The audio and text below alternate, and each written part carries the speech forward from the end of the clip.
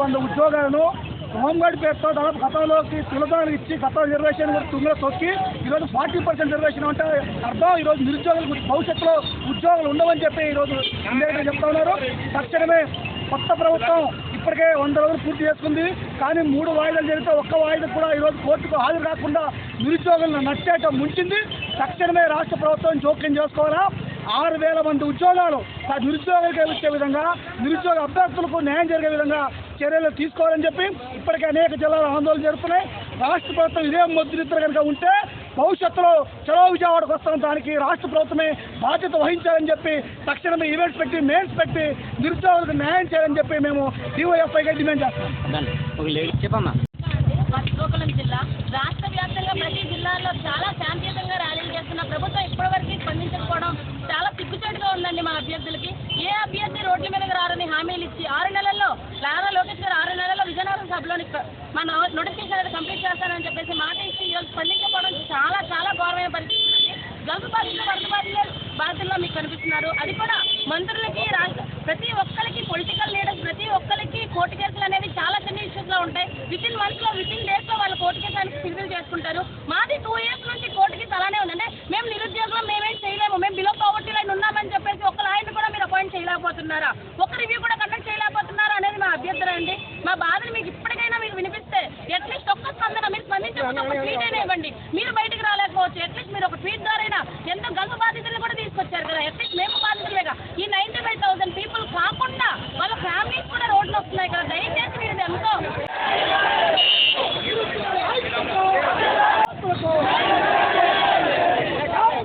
police అభ్యర్థులకు